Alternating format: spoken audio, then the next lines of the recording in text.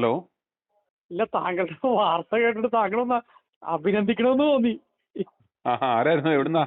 ഞാൻ എറണാകുളത്ത് നിന്ന്. പച്ചക്ക് താങ്കൾ പറയാനുള്ള എന്താ പറയാ, നട്ടലിന്റെ സ്ഥാനത്ത് ഇരുമ്പോലൊക്കെയുള്ള താങ്കൾ ഒരാളെങ്കിലും ആണുങ്ങളാണായിട്ടുണ്ടല്ലോ, പറയാതിരിക്കാൻ നിവൃത്തിയില്ല.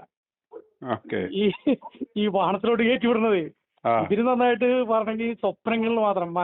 മലയാളിയായിട്ട് ഇത് എന്താ പറയണ, താങ്കൾ എങ്ങനെ അഭിനന്ദിച്ചാലും മതിയാവില്ല ബ്രദർ. ഇപ്പൊ സത്യം എന്ന് പറയുന്നത് പച്ചക്ക് പറയാനുള്ള താങ്കളുടെ ഈ ധൈര്യം, ഈ സബ്ജക്ട് താങ്കൾ പറഞ്ഞ സബ്ജക്ട് അതിന്റെ കാര്യം അല്ല ഞാൻ പറഞ്ഞില്ലേ, ചെല്ലും ചിന്തിക്കും ഇത്രയും നല്ലൊരു കാര്യം പറഞ്ഞാൽ എന്തിനാണ് പുള്ളിയെ വിമർശിക്കുന്നതെന്ന്. പക്ഷെ ഈ പറയുന്ന മുതൽ ആരാന്നാ നമ്മൾ പറഞ്ഞത്? എന്റെ ബ്രദർ, താങ്കൾ അത് വിത്ത് എവിഡൻസോട് കൂടിയല്ലേ പറയണത്, അല്ലാണ്ട് വെറുതെ ഊഹാപോഹങ്ങളാ നിഴലിൽ നിർത്തിയിട്ടല്ലല്ലോ ഇദ്ദേഹം പറയുന്നത്. ഞാൻ ഈ കാര്യം ഇദ്ദേഹത്തിന്റെ ഒരു വലിയ ആരാധകനാണ് കേട്ടാ. താങ്കളുടെ ഐക്യ ന്യൂസ് കണ്ട് ഞാനത് എന്റേതായിട്ടുള്ള എല്ലാ സർക്കിളും ഷെയർ ചെയ്യും. അപ്പൊ താങ്കളോട് പറയാൻ വന്ന ഇതാണ്, ഷെയർ ചെയ്ത് കഴിഞ്ഞാൽ പ്രാർത്ഥനാ ഗ്രൂപ്പിൽ നീ അയാളാ ഇങ്ങനെ പിശാചിന്റെ മോനെ, നീ ഇത് കേൾക്കുകയും വേണ്ട, ഷെയർ ചെയ്യാൻ വേണ്ട, ഒരു കാരണവശാലും ഷെയർ ചെയ്യാൻ പാടില്ല, ലൈക്ക് ചെയ്യാൻ പാടില്ല. കാരണം ഇദ്ദേഹം പറഞ്ഞ പോലെ മൊണ്ണക്കുഞ്ഞ്, ഞാൻ ഉൾപ്പെടെ മൊണ്ണക്കുഞ്ഞ് നരകത്തിൽ പോവില്ല ഇത് കണ്ടാല്. പ്രാർത്ഥനാ ഗ്രൂപ്പിലൊക്കെ ഇട്ട് കഴിയുമ്പം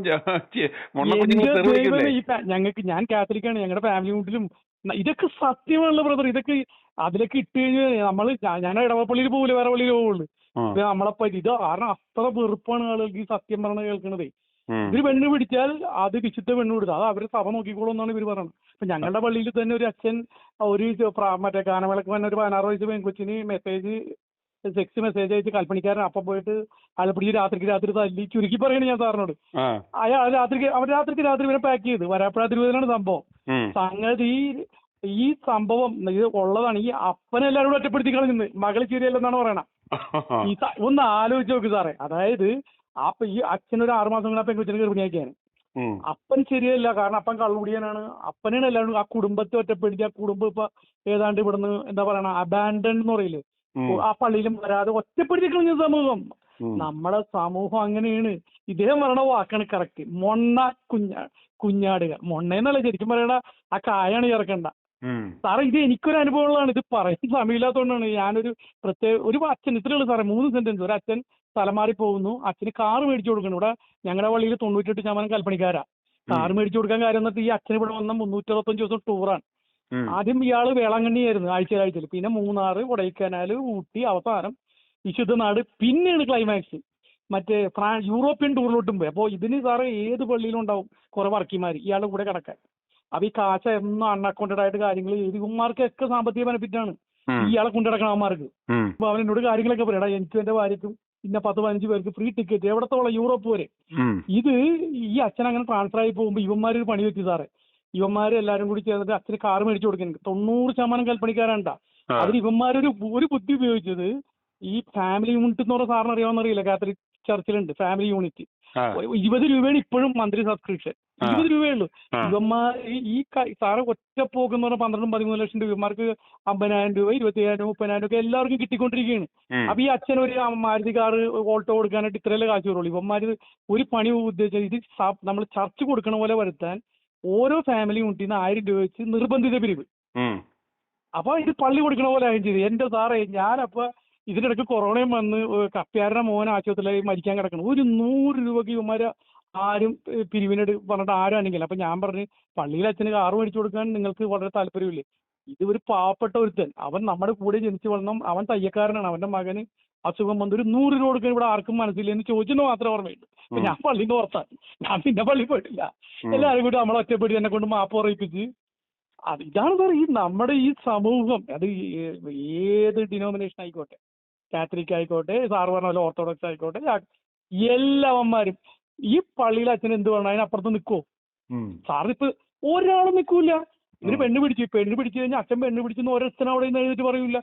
ആരുടെ മകളാണോ ഇതിൽ പോയി പെട്ടത് ആ മകളെയും ആ അമ്മനെയും പറ്റിയ അപ്പനെയും അവിടെ നിന്ന് അടിച്ച് ഇവന്മാരെല്ലാം കൂടി ഓടിക്കും. ഇതല്ലേ സത്യം. ഇപ്പൊ സാറിത് കേട്ടപ്പോ നമ്മുടെ രോമൊക്കെ എഴുന്നേറ്റിരിക്കുകയാണ്. ഇതൊക്കെ ഉള്ളതല്ലേ? ഇതൊക്കെ ആ കാറ് മേടിച്ചത്, ആ പഴയ ബാവയുടെ ഒരു ബെൻസ്, ഇതൊക്കെ നമുക്കറിയാവുന്നതാണ്. അന്ന് പുള്ളി 2 കോടി രൂപയുടെ ബെൻസാണ് പഴയ ബാവ മേടിച്ചത്. ഇതിന് മുന്നല്ല വെളുത്ത ബാവ. ഇയാൾ വന്നപ്പോ തന്നെ സാറേ ഈ പാവങ്ങളുടെ കാശെല്ലാം ഇതെല്ലാം ഇട്ട് ഈ കാണിച്ചു വിടണം. ഇത് പറയണോ ഒരാളെങ്കിലും അല്ല, നട്ടുള്ളത് ഈ വേണമല്ലോ. കാലഘട്ടത്തിലും ഈ കോപ്രാഞ്ചി വേഷവും കെട്ടി നടക്കുന്ന ഇവന്മാരെ എന്നിട്ട് ഈ തെണ്ടിത്തരം എല്ലാം കാണിച്ചു നടക്കുന്നതിനെ വിളിക്കുന്നതിനെന്നറിയോ? പരിശുദ്ധ ബാബ. സാറേ ഞാൻ കുറെ പരിശുദ്ധ ബാബ. ഇത് പറയുന്ന ആരാ?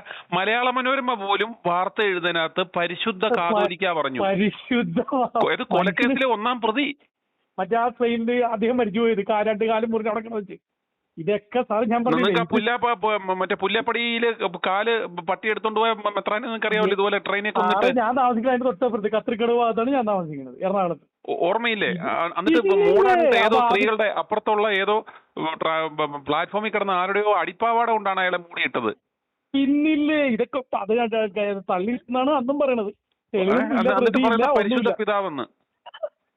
ഏതായാലും സാറേ ഞാൻ ചോദിക്കുന്നത് ഒരു പറക്കുമോ സാർ ഇത് എങ്ങനെ ഈ ഒറ്റക്ക് ഇതൊക്കെ നടത്തിട്ട് ഇങ്ങനെ വന്ന പോണ് ധൈര്യമായിട്ട്? ഞാൻ ചോദിച്ചിട്ടുള്ളൂ എന്റെ അവസ്ഥ ഞാൻ പറഞ്ഞു കഴിഞ്ഞ് ഈ ഇത്രയും ഇതൊക്കെ ആവുമ്പോഴേ ശത്രുക്കൾക്ക് ഒരുപാട് ഉണ്ടാവൂലേ, എങ്ങനെ സേഫായിട്ട് സാറ് പോണു സാറ്?